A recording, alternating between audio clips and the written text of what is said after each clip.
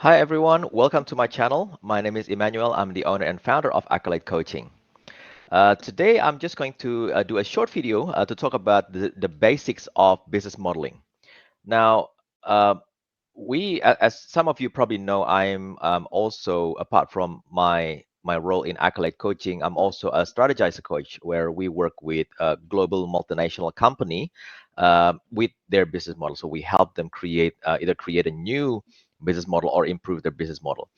Uh, but what I noticed outside strategizer and when we're talking about business modeling, whether in business meetings or in networking, a lot of time. So two things happens. One or two things happens actually. One is I found people tends to oversimplify and just neglect the need to have a robust and strong business model. And secondly, is the other side of the coin is that people tends to be overcomplicating uh, the business model. They use spreadsheets, multiple pages of spreadsheets, thousands of lines, and just very hard to communicate among the organization. I mean, we're talking about small business context here. It's still hard to discuss the business model in terms of multiple pages of spreadsheets. So what I like to do now is just to create this in this short video. I'd like to simplify and deliver to you what is a business model. What is the essence of a business model? So to do that, I'm going to switch to my faithful tool, what faithful tool, whiteboarding tool called Miro, and we're going to talk about business model. So what's in a business? Look, just imagine. So in a business, obviously you have customer. Otherwise, it wouldn't be much of a business if you don't have customer. So what do you do with this customer? You deliver either your product or services.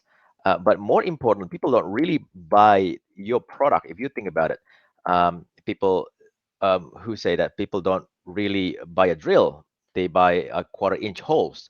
So what they're looking for is the benefits. In other words, is the value that your products or services delivered. So in a business model, you have value that you deliver to customers. Then it begs to think also, if you have value, how do you create that value? And that's the other block here that you need to define in a business model. How do you create value? Whether that's in a manufacturing process, whether there's certain activities, if you're a professional service, but in particular, you don't really produce materials stuff, right? So there's a lot of activities that is consistent in the professional service business. Um, and with everything else that you need to create, there's always a cost that's incurred. So you have a cost that you need to think about, how much something costing you. Then if you're doing your business right, then you're obviously generating revenue. Or if you want to take about the business in a bigger picture, you're talking about what's the difference between cost and revenue, and hopefully is your profit, right? I'll do it like this: revenue minus cost is include profit. So all this, if you think, we're not thinking so much about revenue and cost. We're thinking about the profit formula, right? That's all one whole uh, big box. So that's in essence, this is how we define a business model.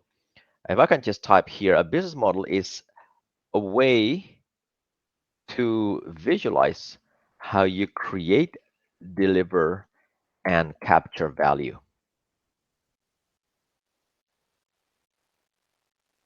So that's the very essence of it. Even if you're not our clients or you don't know anything about what we do, in your business model, you're not just talking about cost and revenue. Too many often I went to a pitch sessions, a pitch events, particularly for startups. And when they talk about business models, they just talk about how they're making money, whether they get funding, whether they got fees, memberships fees, whether they sell products or everything else. Is all about revenue, about making money. But business model is much more than that. And this is where when you start visualizing business model in a whole like this, in its entirety, then you'll start seeing opportunities for innovation. So that's what I want to talk to you, the essence of the business model. Now we're uh, we take it a step further and we use a tool called the business model canvas, which is created by Strategizer about 10 years ago. Well, actually, maybe 12 years, almost 13 years ago now. So this is the business model canvas. In a business model canvas, you have your customer segments. Now, customer segments is pretty much who. No, I don't want this one. I want this one. So, who your target market? Who you selling it to? Who are you serving? Maybe I'll just do that. Who who we are serving our value proposition. That's a really good way to look at it. Who are we serving with our value proposition? Then to stretch us further, they don't just get your value proposition. So value proposition, if I can say, is how you solve your customer segment problems or wants, or in our term, we also often say how we help them perform their jobs better. Now we're not going to be talking about job to be done concept. You can look it up online on Google. But in essence, your value proposition is how we solve their problems and how we help them perform their jobs better. Now, how do we deliver it? Is what channel is all about. So how you deliver your value proposition to customer segment. In essence, you're not just creating value proposition. It matters how you deliver your value proposition to the customers. If you're an online business, you obviously have a website or an e-commerce platform that you deliver your products to. If you're in a supply chain business, for example, you would have a transportation chain. Or if you're a professional service provider, if you're a doctor, you obviously work in a clinic or a hospital of some sort. So that's what channel is. Now, customer relationship define the relationship, or how can you say, the intimacy, if you like, with the customer. Now, I'm not talking about the other kind of intimacy, but if you imagine how well do you develop your relationship with your customer? Does your customer sticks with you years and years after they purchase your product, or they easily switch between different vendors? An airline business, for example, is nowadays is very hard to get people to stick with one airlines.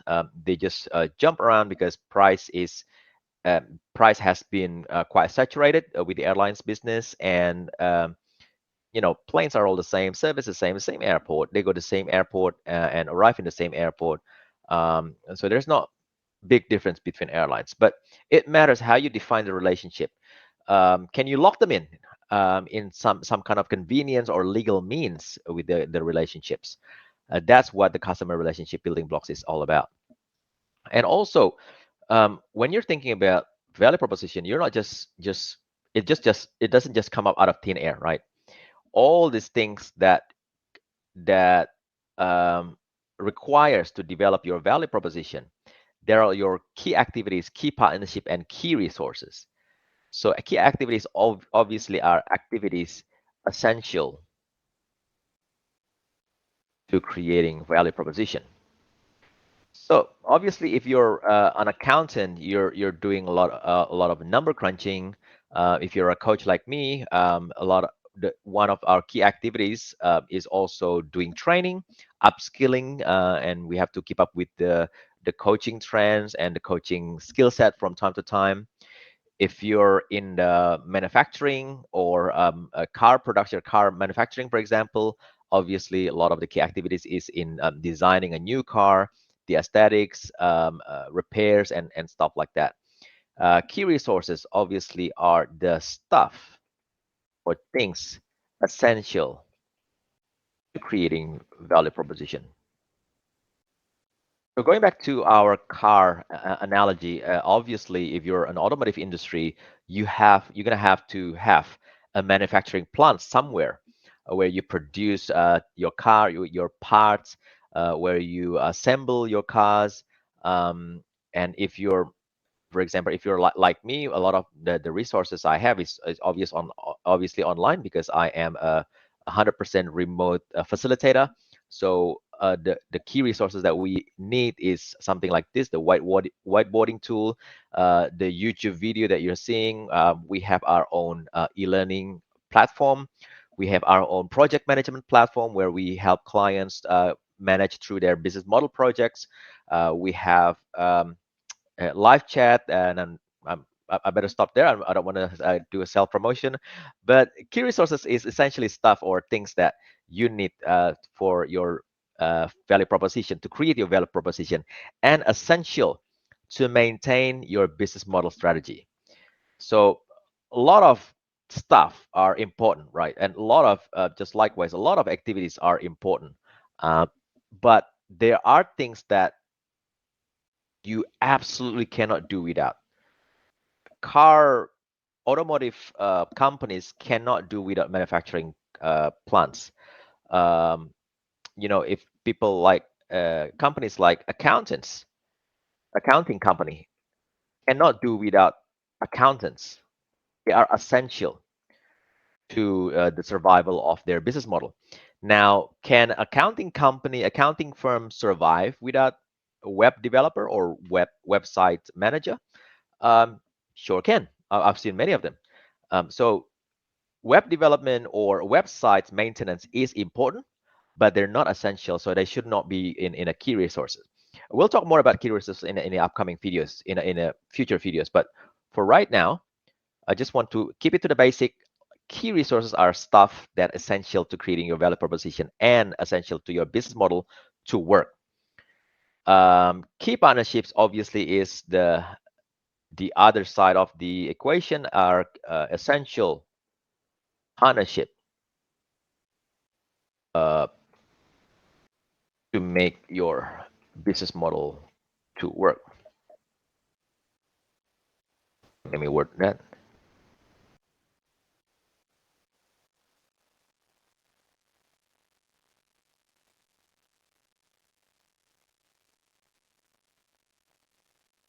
So essential partnership to make business model work. Now, a good example of this is the Apple App Store, right?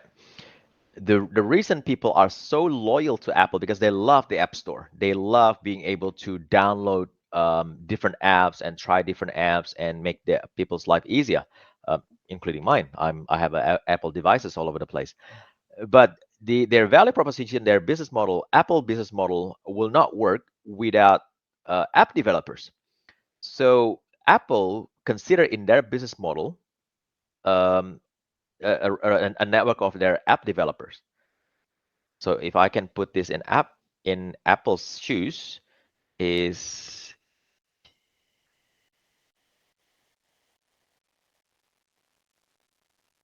they are considered as partners. But it's not just limited to that. A wholesale company obviously requires a lot of partners in transportation, in their suppliers, et cetera, and their network of buyers and so on. So key partnership are essential partnership to make your business model to work. Now we get to the fun part where we capture the value. Now, what do we mean by capturing the value? So we want to know, how do we know that our business model works? Our business model is creating value. Well, one of the obvious reason is that it's making you money, right? So this is how you make money, but not just that. So when I say is make money, it doesn't necessarily means um, I'm talking about product sales or fees. Now, a good example would be a typical nonprofit organization, because the business model canvas is often used in the a nonprofit situation as well. A lot of time they can't sell because of legal restriction. But what they can do is they can receive donation from nonprofit. They can receive sponsorship.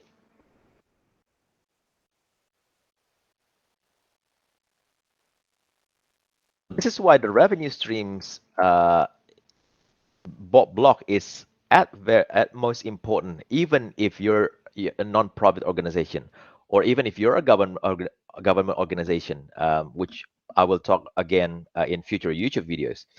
Um, but not just money, everything that you see here to create the value proposition is costing you something.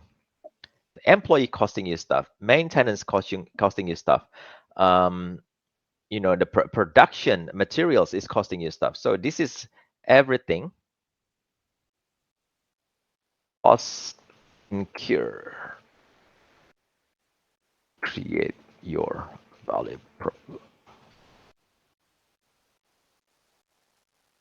one thing I'd like to make a note: when we're working on business models, we work on a high level where we don't work in a granular level. So what I'm saying is, uh, so it's probably a website's an e-commerce website, for example. You would be charging merchant fees, because the credit card fees and whatever you call it. um, we're not considering that in this case. So this is not the kind of cost that we're talking about. But the significant cost for a website would be the website maintenance, the cost of the hosting platform, the SEO costs that's also involved in there. If again, going back to the accounting firm's example, employees are a big chunk of the cost structure. Um, the software that the employees using, the accountants using, are also a significant amount of costs incurred. So, ladies and gentlemen, that is the business model in the most simplified version. So this is, again, I have to emphasize, this is just giving you the basics, specifically for if you haven't really dwell in the business model innovation landscape.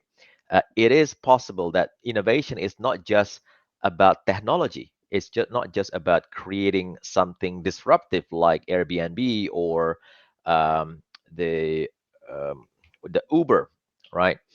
um, this is why I'm talking to small business owners here. Innovation is within reach, within your grasp, because of this.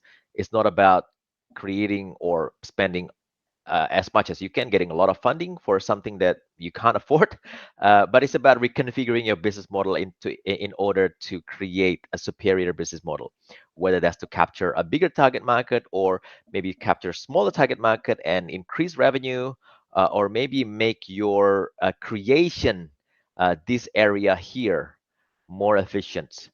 um, so we reduce costs and make the profit margin more manageable. So that's basically what I want to talk about in this video, and hopefully this video has been beneficial for you. If you like this video, please do not forget to subscribe or share this video. If you have other suggestion of other topics, by all means, comment in the comment section down below this video, and hope to see you again in future videos. Bye.